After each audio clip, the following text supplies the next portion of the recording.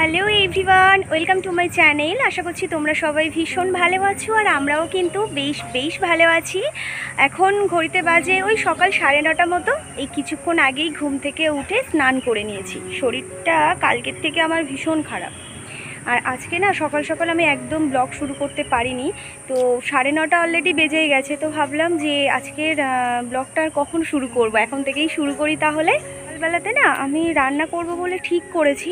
আমি যেমন উঠি তেমন উঠেওছি, কিন্তু উঠে না আবারও শুয়ে পড়েছি। শরীরটা একদম দিচ্ছিল না। ও বলছিল ঠিক আছে ছেড়ে দাও, আজকে তোমার রান্না করতে হবে না, আমি বাইরে থেকে আজকে খেয়ে নেব। মাকে আবার বললাম যে তুমি একটু রান্না করবে।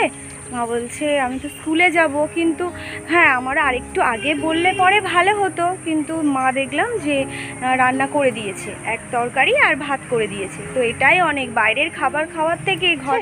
তো সেই জামা কাপড়গুলো একটু কাচা ধোয়া করে দিই। ওই হালকা হাওয়া হচ্ছে, সেই হাওয়াতে যা শুকোলো তারপর ওই ফ্যানের হাওয়ায় একটু দিয়ে দেবো। আমাদের ওই নিচের ঘরটা তো একটা ফাঁকাই থাকে, তো সেই ঘরে সমস্ত জামা কাপড় রাতের বেলায় মেলি আর ফ্যানটা চালিয়ে দিই। এই যে আজকে এই জামা কাপড়গুলো কেচেছি। আর কালকে আমার মা এসেছিল, তো এই যে এই শাড়িটা পরেছিল, তো এই শাড়িটা সকালে ধুয়ে দিয়েছি। ওই শাড়িটা শাশুড়ি মা কালকে পরেছিল, তো ওনার শাড়িটাও ধুয়ে দিলাম।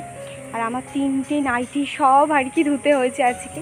কালকের দুপুর থেকে যে নাইটিটা পরেছিলাম, সেই নাইটিটা আর আমি রাতের বেলায় পরে ঘুমাতে পারিনি। কাজ সকালবেলাতে ওই শুধুমাত্র বিছানাটা গুছিয়েছি আর ঘরটা ঝাড় দিয়ে মুছে আর স্নান করে নিয়েছি। এই ছিল আজকের আমার কাজ বাজ আর কি। আর এই যে এই গার্ডারগুলো কি সুন্দর গো, মানে ছোট ছোট গার্ডার, বিনুনি করে না, তারপর ওই গার্ডারটা চুলে লাগালে এত ভালো লাগে। খুব সুন্দর গার্ডারটা, খুব যে বড় তা না, ছোট্ট কিন্তু খুব কিউট। আমার বোন বেশ অনেকগুলোই কিনেছিল, মানে এই প্যাকেটটা পুরোটাই কিনেছিল। আর এরকম গোলাপি কালার সব দুটো দুটো করেছিল, মানে এরকম গোলাপি দুটো, নীল দুটো, সবুজ, আকাশি, অনেক রকমের কালার ছিল, হলুদ। আমি যখন গেছিলাম ওই বাড়িতে তখনও আমাকে দেখাচ্ছিল জানো, আর বলছিল দিদি তুই কটা নিয়ে যাবি। আর আমি ভুলে গেছি, চলে এসেছি গার্ডার না নিয়ে। তো মা এসেছে, তো মায়ের হাত দিয়ে পাঠিয়ে দিয়েছে। সকাল থেকে কিছু খাওয়া হয়নি, খেতে না ইচ্ছে করছে না জানো তো, সেই জন্য করে আর খেলাম না। একটু শুয়ে রেস্ট নেব, তারপর ভাবছি যে কিছু একটু খাবো। কালকে সারা রাতটা আমার ঠিকঠাকভাবে ঘুম আসেনি, হাত পা না ভীষণ যন্ত্রণা হচ্ছিল, তো সেই জন্য করে ঠিক ঘুমাতে পারছিলাম না। লাস্টে বাধ্য হয়ে মানে কাচের বদলে করে গরম জল নিয়ে এসেছি, নিয়ে এসে হাতে পায়ে সেঁক দিচ্ছিলাম। মানে ও একটু আর কি সেঁক দিয়ে দিচ্ছিল, আমি তো একা একা দিতে পারছিলাম না। গরম জলে সেঁকটা দেওয়ার পরে না আমার একটু মানে আরাম লাগছিল। আর ওই সেঁকটা দেওয়ার পর অনেক রাত্রেবেলা একটু ঘুমিয়েছি। ঘুম থেকেও সকাল সকাল উঠতে পারিনি, ওই 8:30টার দিকে উঠেছি। তারপর কয়েকটা জামা কাপড় ছিল, সেই জামা কাপড়গুলো ধোয়া কাচা করলাম, তারপর স্নান করে নিয়েছি। স্নান করে জামা কাপড়গুলো তো মেলে গেছিলাম, আর এখন দেখছি সব শুকিয়ে গেছে, প্রায় শুকিয়ে এসেছে। কিছু কিছু আর কি ভিজে রয়েছে, সেগুলো তুলবো না, ছাদেই থাকবে। আর যেগুলো শুকিয়ে গেছে সেগুলো তুলে নিয়ে চলে যাব। বৃষ্টি আসলে পরে আবার তাড়াহুড়ো করে ভিজে শুকনো সব একসাথে তুললে না, যেগুলো শুকিয়ে গেছে সেগুলো ভিজের সাথে তুললে পরে ওগুলোও আবার ভিজে যাবে। এই যে মায়ের দুটো শাড়ি ছিল, মায়ের শাড়ি দুটো পাট করে নিচে রেখে আসবো। আর আমার একটা নাইটি শুকিয়ে গেছে, তো সেটাই আর কি তুলে নেব।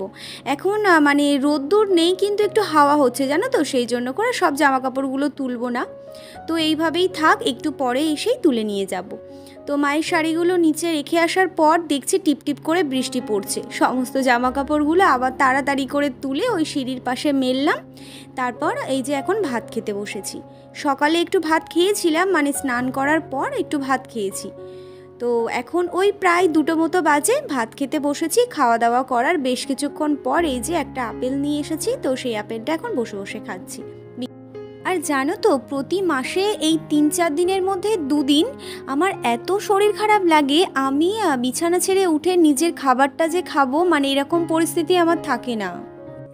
শুয়ে থাকতে থাকতে না একেবারে বিকেলবেলায় ঘুমিয়ে পড়েছি। আর এখন বাজে ওই 5:30 মতো, এই উঠলাম। কয়েকটা জামা কাপড় শুকিয়েছে আর কয়েকটা ভেজা রয়েছে, মানে খুব একটা ভেজা না, সেগুলো সারা রাত ওই ফ্যানের হাওয়ায় দিলে পরে শুকিয়ে যাবে। আমি তো এখন সন্ধে দিতে পারবো না, মা নিচে দেখছি সন্ধে দিচ্ছে, আমি ওই রাতের খাবারটা বানাতে যাব। দেখি রাতের খাবার রুটি বানাবো না ভাত বানাবো। বেশ 3-4 দিন হয়ে গেছে জানো তো যে রুটি খাওয়া হচ্ছে না, ভাত খাওয়া হচ্ছে। সেজন্য ভাবছি কি আজকে রুটিই বানাবো। যদিও বা ভাত খেতে চাই, আমি ভাত বানাবো না, রুটিই বানাবো। দেখা যাক। চলে এসেছি এখন সন্ধ্যাবেলায় রান্নাঘরে, আর বানাবো এখন রুটি। ওই 4-5টা মতো আর কি রুটি বানাবো, আর তার সাথে বানাবো আলু চচ্চড়ি। আমি তো ভেবেইছিলাম আলু চচ্চড়ি বানাবো, বাট ও বলছে আমি আলু সিদ্ধ আর সস দিয়ে রুটি খাবো।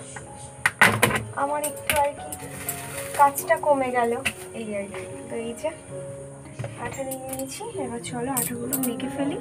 আজকে রাতে ঘুম আসতে আবারও অনেকটা দেরি হবে। দুপুরবেলায় ওই যে ঘুমাবো না বলে ঠিক করেছিলাম, বিকেলবেলাতে ঘুমিয়ে পড়েছি। তো ঘুম থেকে উঠেছি ওই সন্ধ্যের বেশ কিছুক্ষণ আর কি আগে। তো উঠে না ঘরেই আর কি ছিলাম, তারপর একটু ছাদে এসে হাঁটাহাঁটি করছিলাম, তারপর সন্ধ্যেবেলায় নিচে এসে এখন আর কি রাতের খাবারটা রেডি করে নিচ্ছি। দুজনের জন্য ওই 5টা মতো রুটি বানাবো, তো সেই হিসাবে আর কি আটাটা নিয়েছি, অল্প একটু লবণ দিয়ে মিক্সড করে আর জল দিয়ে দিয়েছি, দিয়ে বেশ ভালো করে আটাটা মেখে ওই 5-7 মিনিট আর কি রাখবো, যতক্ষণ আমার আলুটা কেটে প্রেশার কুকারে দেওয়ার মতো সময় আর কি, সেইটুখানি আর কি রাখবো।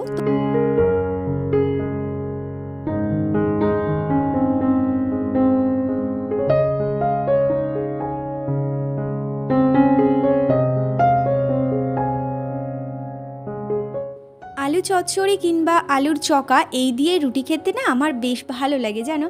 তো আজকে আমি ওকে বলছিলাম একটু আলু চচ্চড়ি বানাই।